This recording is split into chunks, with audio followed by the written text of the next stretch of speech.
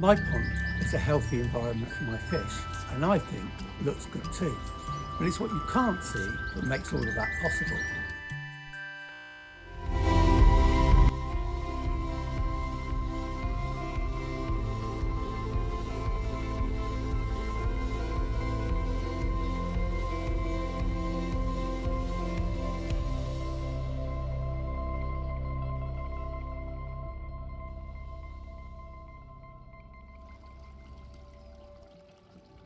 Hello, my name's Andy. I'm the Ginger Pond Keeper. Welcome to episode 106. This episode is the first of a 3-part series that will give an updated overall view of my filter system, its maintenance, and possible and probable future improvements. Like many pond keeping YouTubers, filtration has been something I've covered in quite a few of my videos already. However, it's been a while since I've covered it completely, with all the new additions and perfections. Well, maybe not perfections, but certainly improvements or simplifications.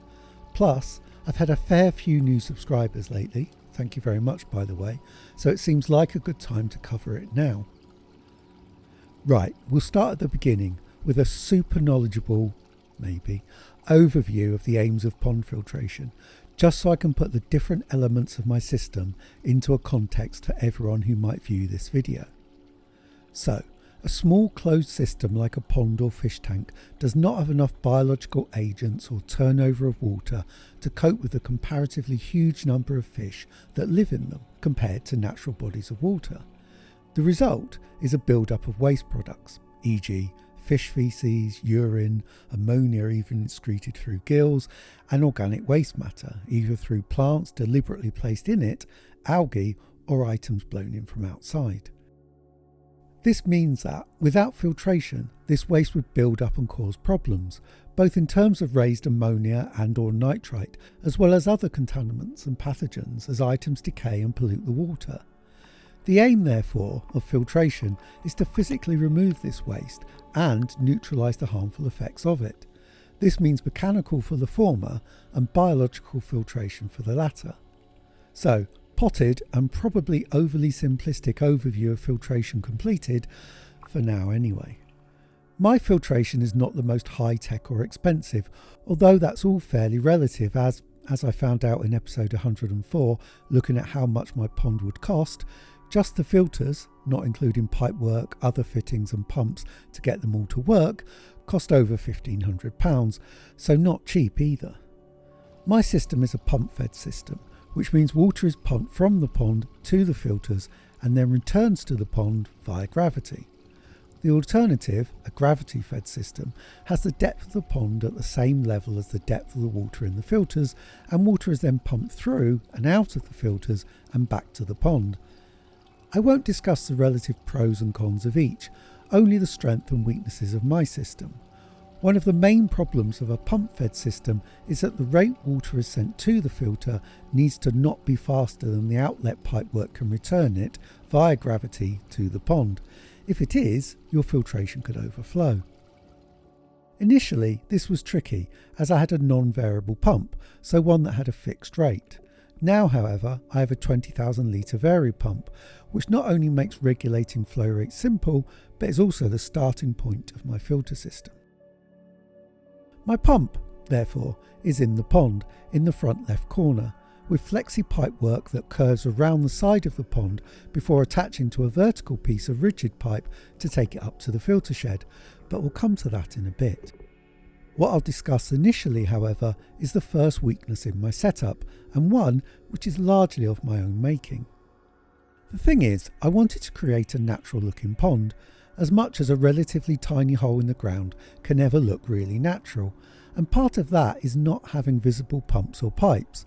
So, when I'm stood at the front of my pond, when the marginal plants are grown, casting shadows over the water, the lilies have also grown and cover a small area of the surface, and even with my pond having its best clarity and with the sun shining, I still can't see any signs of filtration, aside that is from the returns in the opposite back right corner. Which is all well and good, But it does mean that I'm somewhat setting up my pump to fail, as it's going to struggle to suck up all the muck, organic matter and general detritus that exists in the pond from the position it's in. I try to help by having the filter returns push the flow around the pond and in the pump's general direction, but it's not entirely successful. To mitigate this, I do two things. Firstly, I have an air disc in the back right corner that, as well as the obvious aeration, stops detritus settling there, something it did with some regularity in the past. And secondly, I do very regular, usually weekly for most of the year, quite thorough pond vacuuming, which I'll talk more of in part 2 of this series. People may quite rightly say that a bottom drain, or drains, or a retro bottom drain, or even just placing the pump in the middle of the pond would go a long way to solving this. But to be honest, I do really value not having visible pipes and pumps, and if the consequence is more manual labour, then, for the time being at least, I'll live with it. Anyway, pump where it is, as I said, pumps the water through the flexi pipework, round the side of the pond to the back, up some rigid pipe, through a 90-degree, hidden by the plant, through the rocky wall, under some earth, and then into my shed. Before we get into the shed though, and the interesting stuff, a short explanation of the wall and earth and buried pipe. The point of this is to just reduce the amount of pipework that's exposed to the elements, principally the cold, as I had a bit of a disaster with this in the past. Anyway, we won't linger on that, into the shed. The water enters the shed in this pipe, where it's then split into two. First water goes to the right, around the back of the shed, and then up and into the UV. Now, another small pause, this time for a confession. UV bulbs should be changed, apparently, every 6 months, or at least yearly. Mine hasn't been changed for a little over 2 years. Now it's still shining, a little, but by all accounts not really doing anything. Now, I get a fair amount of algae on the sides of the pond and on some fittings, etc, and to be honest, I don't really care too much. The problem algae I get is the longer string algae, which I usually get 2 or 3 times a year, in the late winter, early spring, the autumn, and also sometimes in the summer. I must say though, this year, nothing so far. Importantly though, my UV wouldn't really do anything against string algae. It works on the small microscopic algae, the stuff that causes green water, and I don't really get that. I've a fairly mature pond and it's not really an issue for me. Therefore, I'm not entirely sure I won't be turning off the UV in the near future, and I'll see what happens. In all honesty though, a couple of years ago I would have said a UV was pretty vital. We'll maybe see how my experiment goes. Right. After the UV, the water descends down and into the multi-bay. The multi-bay in my system is primarily there for mechanical filtration, although it also provides some biological too. The first stage is the vortex. The angle the water enters the vortex chamber means it spirals around, creating the vortex, and rises upwards towards the exit and the next bay. However, larger, or at least heavier, items of waste aren't carried upwards with the water and instead drop to the bottom, where they wait for me to clear them out. Again, see part 2. To be honest, I think this works great. It collects a lot of stuff, and while it doesn't remove it, technically, from the system, it's easy to then remove it by hand. The next chamber is filled with brushes, which are there to catch the next largest items of waste that survived through the vortex. This works okay. I've added some extra brushes which I feel have increased its efficacy a little, and I guess they spare the next 2 bays from the larger waste items. I would like something that's less annoying to clean, but that's a minor complaint which I'll probably make again in part 2. On to the next 2 bays, which are basically the same. Each is a static bed of K1 micro and K plus media. Water moves from the previous bays and up through the media and onto the next. I've added grids above the media as well as below to encourage the media to be compressed, hopefully meaning that more and possibly smaller waste items are trapped. Now, while static beds are less efficient than a moving bed in providing biological filtration, moving beds remove about 20% more ammonia for example, these static beds do provide a fair amount of biological filtration too, having about 30 litres of media between them, and are also easy to clean with the air discs beneath them. More on that in part, you know when. Right, after the water has passed through the final chamber of the multi-bay, it moves through and down some pipework and into the bottom of the moving bed, where it rises through the 100 litres of K1 media and then exits towards the top.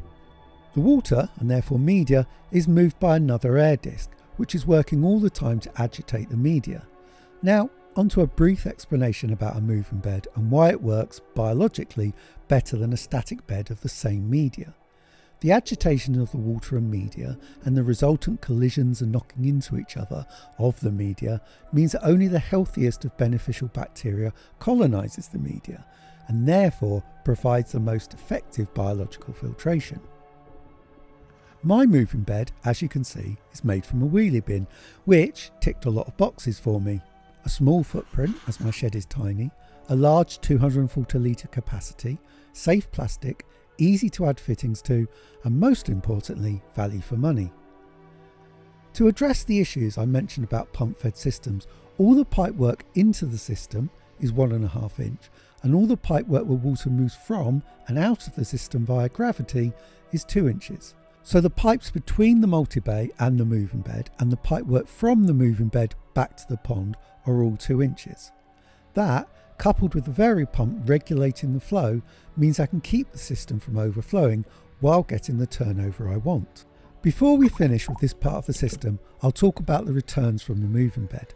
Underground in the planted area there is a splitter which shares the water between the orange drainage type outlet and a standard 90-degree outlet that I can adjust to change the direction of flow.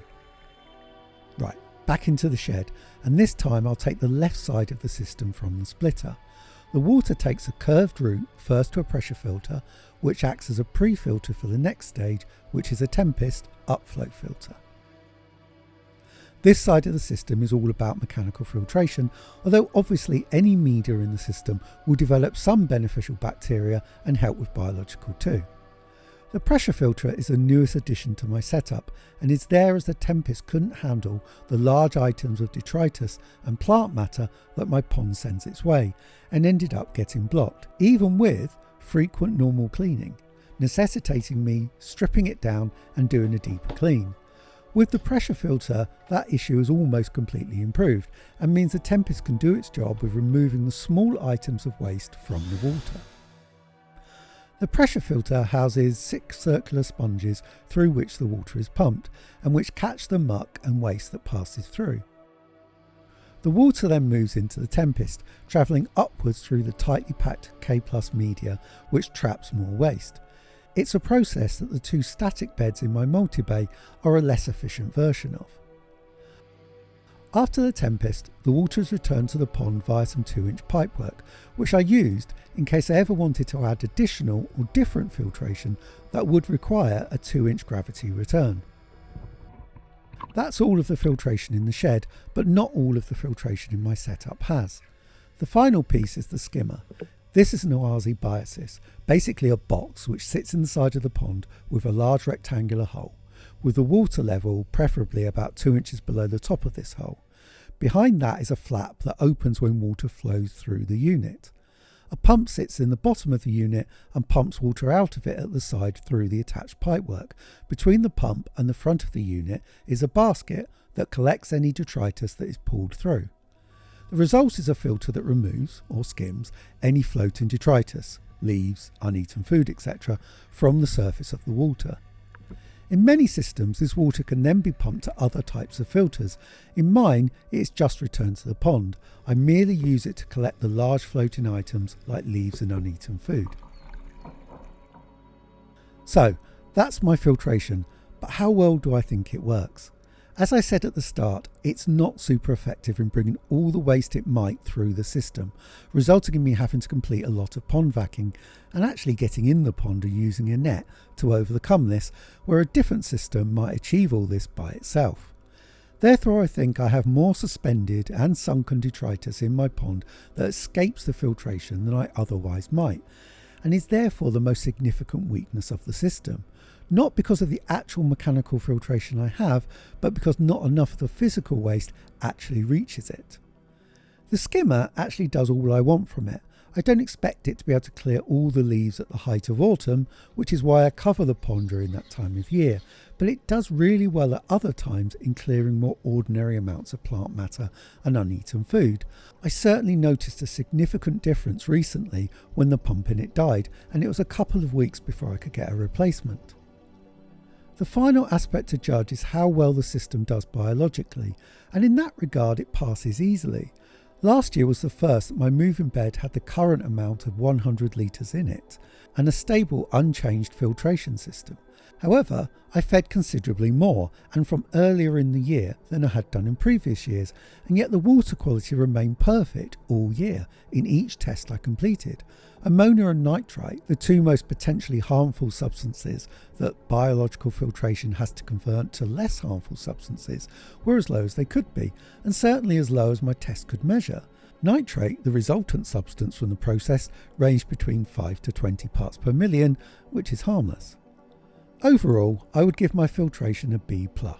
It does an okay job mechanically, in spite of my decisions making it harder than it needs to be, and an excellent job of biologically filtering the pond and keeping a healthy environment for the fish, which is the most important purpose after all.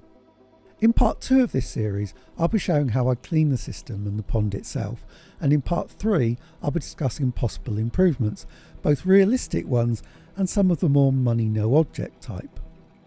Thanks very much for watching, I really do appreciate it. If you've liked, please comment and share, and if you're not already subscribed, please consider that too. Thanks again for watching, and I'll see you next time.